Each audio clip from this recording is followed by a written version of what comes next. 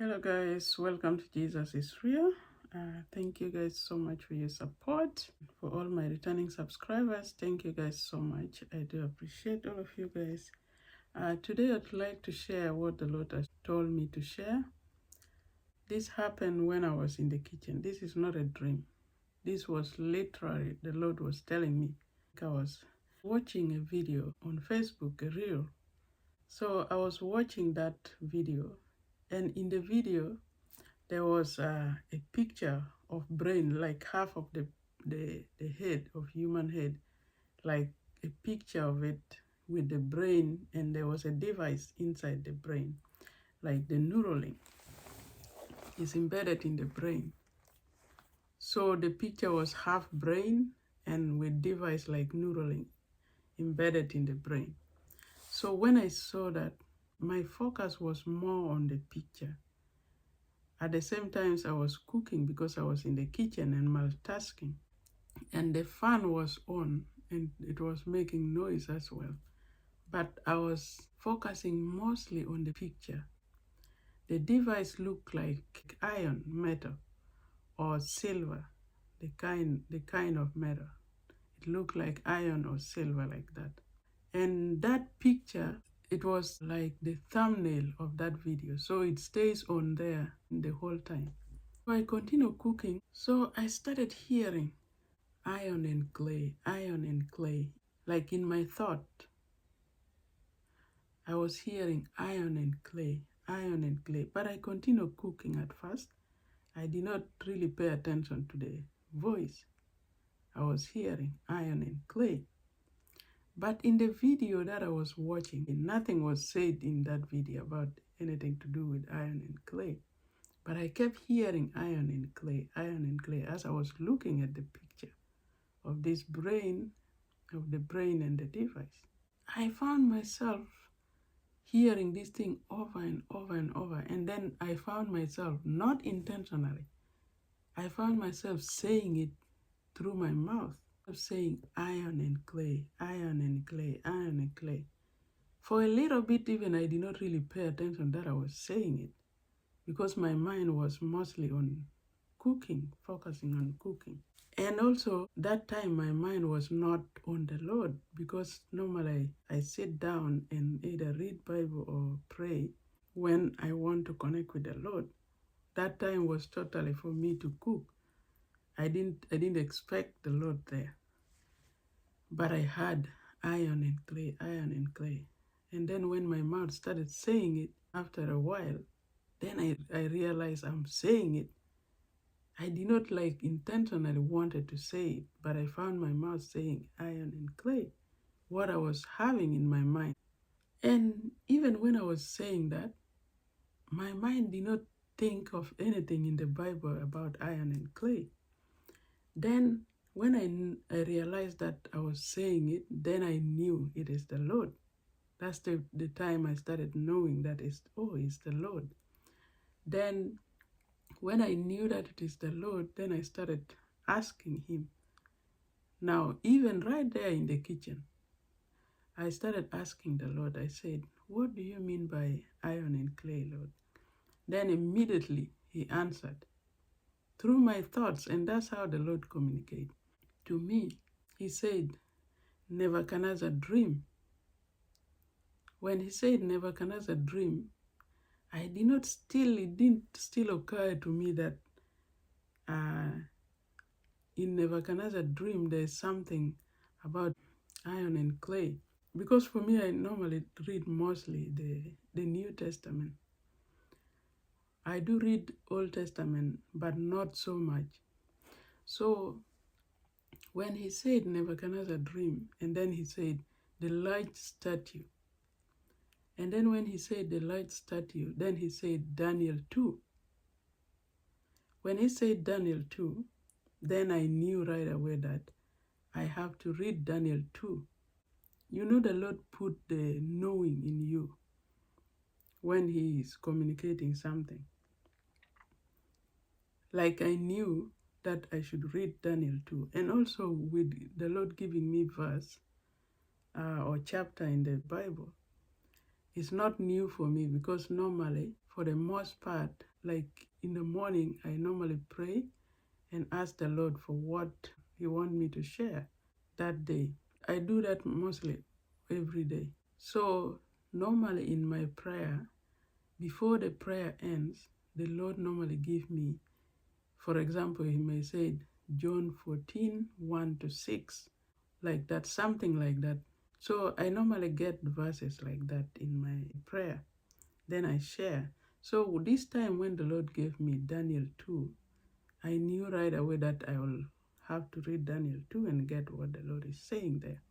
So when He said Daniel 2, I continued cooking and then finished cooking, and then I came inside and then opened Daniel 2. And guess what I found in Daniel 2? The title right there is saying Nebuchadnezzar's dream. He's talking about Nebuchadnezzar's dream. And that's what the Lord said. The first thing I asked Him, what do you mean by iron and clay? And He said, Nebuchadnezzar's dream. Exactly what the title even in Daniel 2 said is Nebuchadnezzar's dream. It's amazing how the Lord can communicate. And in Daniel 2, it's talking about the dream that Nebuchadnezzar had. Nebuchadnezzar had a dream that disturbed him too much. He saw a large statue. The statue is made out of gold. The head is made out of gold, pure gold. And the chest and the arms made out of silver. And then the belly and the thigh is made out of bronze. And then the leg is made out of iron. And then the feet and the toes made out of mixed iron and baked clay. And then Nebuchadnezzar wanted the magicians, the enchanters, the astrologers, those who used to interpret things to him or tell him things. But of course, you know, those people here, they are really being deceived by the enemy. So this time when Nebuchadnezzar had this dream and it disturbed him too much, he didn't want to tell the dream to these so-called wise men of Babylon. So he wanted them to tell him the dream and interpret it. But when he sent his officer to bring those wise men, the Babylonians wise men, they could not interpret or tell even the dream. So Nebuchadnezzar refused this time to tell them the dream. He told them, you tell me the dream and you interpret it. Then I will know that you're really telling the truth. But they could not. And they told Nebuchadnezzar that no man on this earth that can do what you're asking. It is too hard. Only the gods. The gods, you know, those are obviously evil spirits and demons, those wicked fallen angels. Those are the so-called gods. Of course, the evil one. That only the gods that are able to interpret it and tell you the dream. Of course, they don't live among men. So Nebuchadnezzar ordered, if they could not do it, is to kill them. And then Daniel met this officer and asked him to see the king so that he should not kill those men. Then Daniel went to the king and asked the king for time so that he can pray and get the revelation of this dream from God. When Daniel went back, he told his friends, and then they prayed over it. And God showed Daniel the dream and the interpretation as well. So when Daniel heard that, he came back and told the king the dream. And this is where I'm going to start reading from. But when you want to read, you can read the whole chapter of Daniel 2, the way the Lord gave me. So I'm going to start from the dream and interpretation. So Daniel interpreted the dream. Then Daniel went to Antioch, whom the king had appointed to execute the wise men of Babylon, and said to him, do not execute the wise men of Babylon. Take me to the king, and I will interpret his dream for him. Antioch took Daniel to the king at once and said, I have found a man among the exiles from Judah who can tell the king what his dream means. The king asked Daniel, Are you able to tell me what I saw in my dream and interpret it? Daniel replied, No wise man, enchanter, magician, or diviner can explain to the king the mystery he has asked about. But there is a God in heaven who reveals mysteries. He has shown King Nebuchadnezzar what will happen in days to come. Your dream and the visions that pass through your mind as you lay on your bed are these. As you were lying there, O king, your mind turned to things to come, and the revealer of mysteries showed you what is going to happen. As for me, this mystery has been revealed to me, not because I have greater wisdom than other living men, but so that you, O king, may know the interpretation and that you may understand what went through your mind. You look, O king, and there before you stood a large statue, an enormous dazzling statue, awesome in appearance. The head of the statue was made of pure gold, its chest and arms of silver, its belly and thighs of bronze, its legs of iron, its feet partly of iron and partly of baked clay. While you were watching, a rock was cut out, but not by human hands. It struck the statue on its feet of iron and clay and smashed them. Then the iron, the clay, the bronze, the silver, and the gold were broken to pieces at the same time and became like chaff on a threshing floor in the summer. The wind swept them away without leaving a trace, but the rock that struck the statue became a huge mountain and filled the whole earth. This was the dream, and now we will interpret it to the king. You, O king, are the King of kings. The God of heaven has given you dominion and power and might and glory. In your hands he has placed mankind and the beasts of the fields and the birds of the air. Wherever they live, he has made you ruler over them all. You are that head of gold. After you, another kingdom will arise inferior to yours. Next, a third kingdom of bronze will rule over the whole earth. Finally, there will be a fourth kingdom, strong as iron, for iron breaks and smashes everything. And as iron breaks things to pieces, so it will crush and breaks all the others. Just as you saw that the feet and the toes were partly of baked clay and partly of iron, so this will be a divided kingdom. Yet it will have some of the strength of iron in it, even as you saw iron mixed with clay, as the toes were partly iron and partly clay, so the kingdom will be partly strong and partly brittle. And just as you saw the iron mixed with baked clay, so the people will be a mixture and will not remain united any more than iron mixes with clay. In the time of those kings, the God of heaven will set up a kingdom that will never be destroyed, nor will it be left to another people.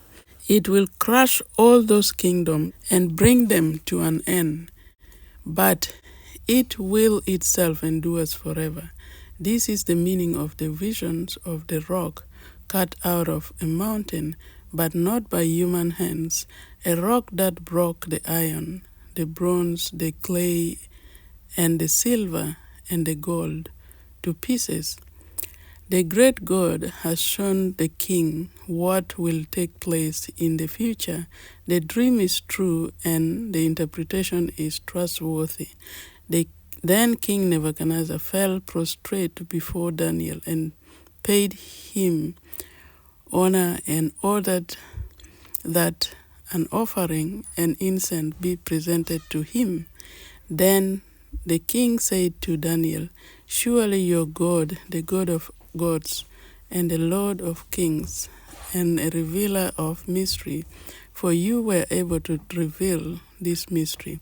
Then the king placed Daniel in a high position and lavished many gifts on him. He made him ruler over the entire province of Babylon and placed him in charge of all its wise men. Moreover, at Daniel's request, the king appointed Shadrach, Meshach, and Abednego administrators over the province of Babylon, while Daniel himself remained at the royal court. Iron, like that method there, look iron. And then the clay is human. And that's when the Lord gave me Nebuchadnezzar dream, Daniel 2. That's what he said. And this chapter here, verse here is saying, "And just as you saw the iron mixed with baked clay, so the people will be a mixture and will not remain united any more than iron mixtures with clay. In the time of those kings, the God of," this one is also the one that really my heart rejoiced in it, like the rock that was cut out without human hand. For me, I believe that is Jesus, who will come and establish his kingdom on this earth, and no one will overthrow him. So this one in Daniel 2:44, in the time of those kings, that means the fourth kingdom. Remember, Nebuchadnezzar is the first one. He was the first king under ruling power of Babylon by then. In the time of those kings, the God of heaven will set up a kingdom that will never be destroyed, nor it will be left to another people. It will crush all those kingdoms and bring them to an end. But it will itself endure forever. And that was what the Lord showed me. It's very powerful, guys. That means we are already in the last what?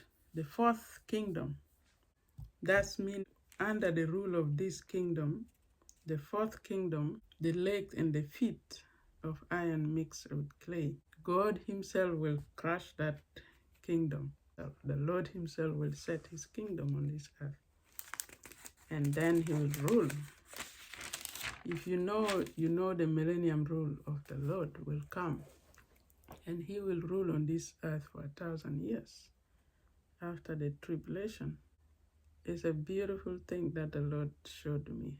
And also showing at the end time. For me, I don't know much about the details of end time stuff. But of course, I'm just sharing what the Lord has shown me, which is so powerful. And God speaks loud, guys. It's not coincidence. The Lord wants us to know what is coming and where we are. All right, guys, that's what the Lord has shown me, and I wanted to share with you all. Thank you.